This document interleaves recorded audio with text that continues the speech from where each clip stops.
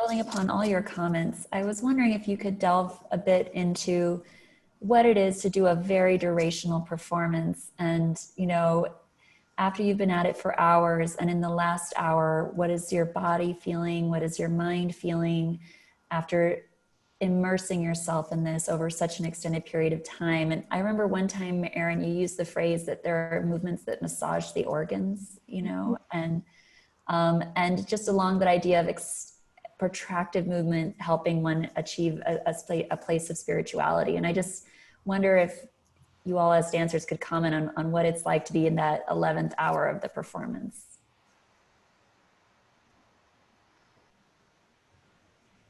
You guys can go, because my mind, I will say in the making of this piece, I've had those experiences, and I was really interested in helping facilitate that. But I know because of my role of also being responsible for helping facilitate that in others, that there is part of me that could only go so far within that space, and had to pull back because I felt the responsibility of making sure the container was held on multiple levels, and in conversation with Mariam. So yeah, I would love to hear what you guys say about that experience, because I know my brain was working in a different, getting in the way of fully going there. You know, I think as dancers, a lot of times at most we'll perform a show 2 hours, and usually we're not dancing that entire 2 hours. You know, there are scenes, or you know, maybe you're in multiple pieces within a dance concert. So to have danced or have continually be immersed in a project for 11 hours, it did feel a little bit almost like not a marathon, but definitely something that you had to think about your endurance to sustain your presence in it. In some ways, you're very much in it because that's what you're doing, and you just kind of go into a zone. But in other ways, there are times when you're just like, oh gosh, you know, like how much longer, you know. And but there was, you know, I think after a while, I wouldn't say my body went numb, but there was something about my body accepting that this was the movement that I was doing repetitively, and my body and my brain was working on how do I keep sustaining this, you know. And maybe I'm not putting the same effort that I did when we first started the movement, so how do I keep the energy of that movement going without all that physical energy? So you kind of, your body and your brain is working together to sustain that all the way through. But I think one of the other things that really helped sustain was the sense of community that was being built, because, you know, like you could catch someone's eye and you're like, oh, we're still going, you know, but there was something about it that you're like, yes, we're still going and we can do this, you know. And I think that's really what helped me is like, it just being a physical, a dancer, understanding my body, understanding what I needed to do in order to keep going, but also just having, you know, you have the support that, you know, that everybody wanted to get to the end together. Nobody wanted to leave anyone behind, if that sort of makes sense. I feel like I'm like a cross trainer almost, like don't leave anyone behind, everybody come with us to the end. And also as dancers, as professional dancers, we're trained to do certain choreography, and we're always conscious of the shapes we're creating, the lines. And I feel in the progress of the day, as we got to the 7th, 8th, 9th, 10th hour, etc., that constant thinking of, okay, am I creating what I need to be creating? That even self-judgment kind of dissipated, and it just started being the physical experience of moving.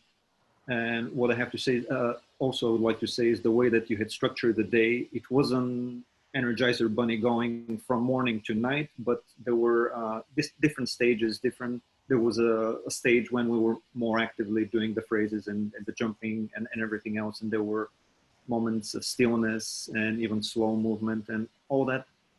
Just taking it step at a time helped get through the day, and it didn't even.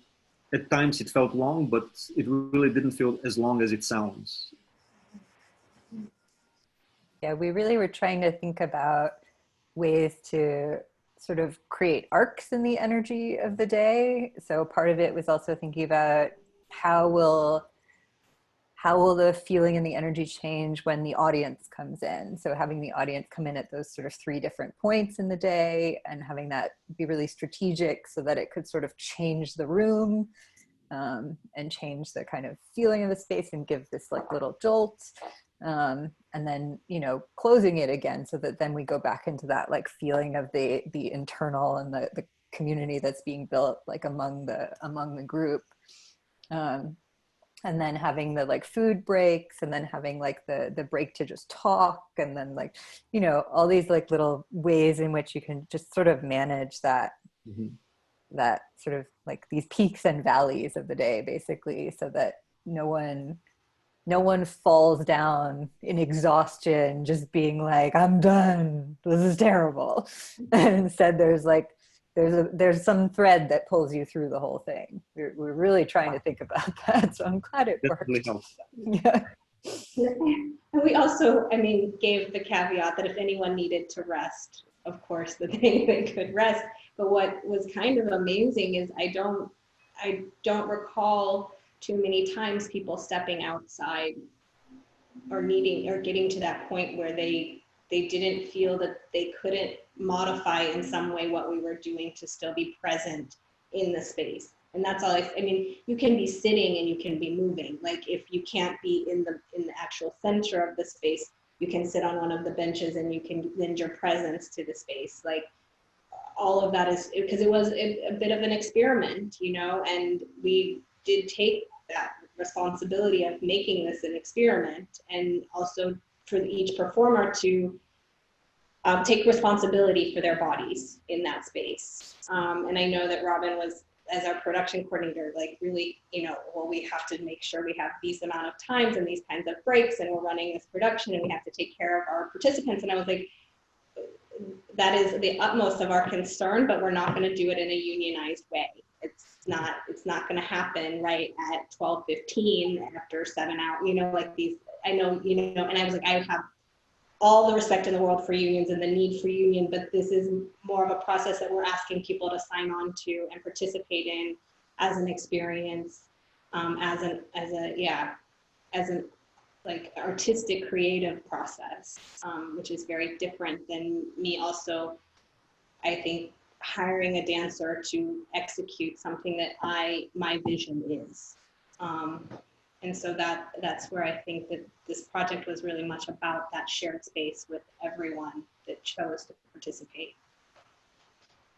And then at the very end, like to me, when I watched the film again, it seemed pretty chronological to what we did, and I could be wrong, but like at the end, we all did just get to find a place in the space and then just kind of contemplate. And that was kind of the 11th hour, it feels like, you know, where you just kind of went somewhere, and even though we were just really focusing on stillness, it was a time to be reflective. And it was, for me, it was almost like, wow, it's done. I was like, I didn't even really feel like, I mean, it was a long day, but it didn't feel like, wow, if you said I had danced 11 hours or been involved in the project for 11 hours, it didn't feel that way to me.